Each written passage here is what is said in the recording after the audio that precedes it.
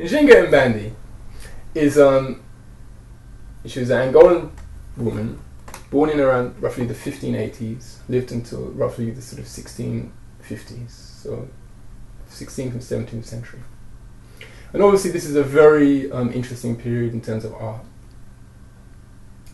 And her life is primarily known to us through two biographers.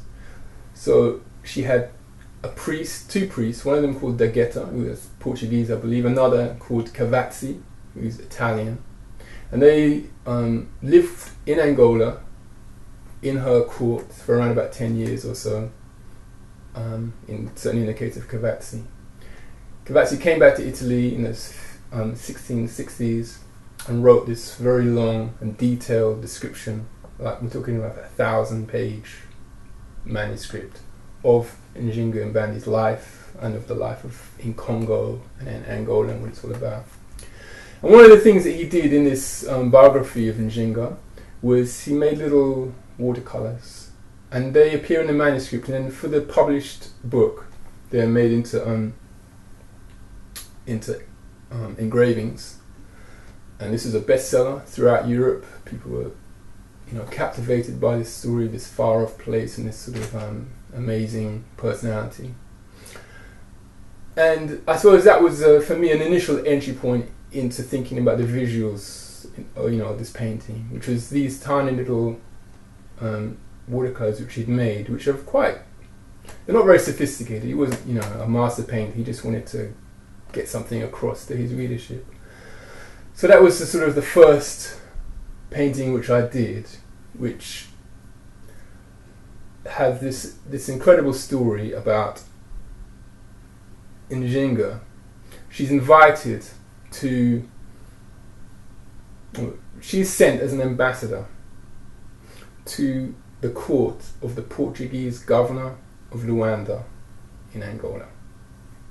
When she arrives at Luanda, the governor, whose name is De Souza, keeps her waiting for about a week or so, which is, considering that she was a royal personage, I think she took a bit of umbrage to. Eventually, a meeting is arranged, and so Njinga comes to the governorial palace.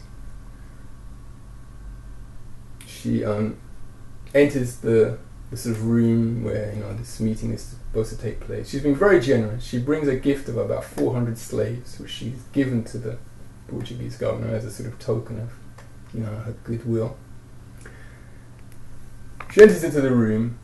The governor is there sitting on his little throne, and with his group of people around him, and then in front of him there's this mat, and there's no seat, and Njinga's like, what's going on?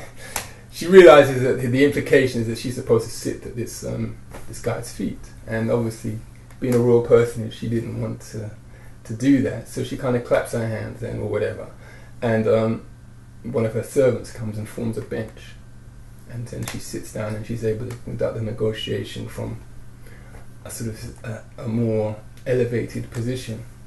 And Cavazzi's done a little watercolor of this incident. And so that's the basis for my painting called When Shall We Three, which has these three characters, Njinga, the Portuguese governor, and the servant character. And then when Cavazzi made this watercolor, out of the window of the room where all this takes place, there's a little scene of Angola, some mountains and whatever. And it looks for me, a bit boring. So I thought, well, I could do something more interesting with that. And knowing that one of the main purposes of these negotiations was basically, I saw the logistics of how to transport forced labor across from Angola to Brazil.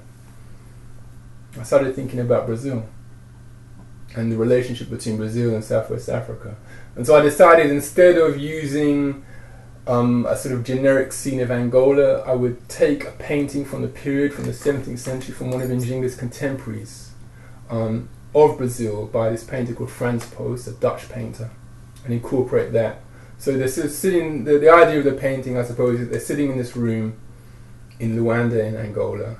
Outside of the window, there's a scene from Brazil by this Dutch painter. The painting is now in the National Gallery in England.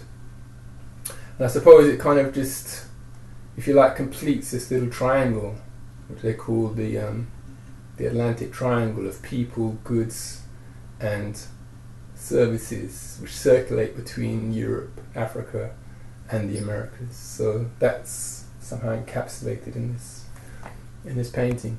And then having sort of started down that progression of incorporating these two artists who are contemporary to Njinga in the painting, it sort of seemed logical to continue with that with the other paintings. So then I started incorporating works from other contemporaries of Njinga, such as Veronese, the Italian Renaissance painter, or Velázquez, the Spanish Baroque painter. And then in the more recent works, that sort of continued, so incorporating within the structure of the painting references to paintings done by the contemporaries of the women themselves. So I suppose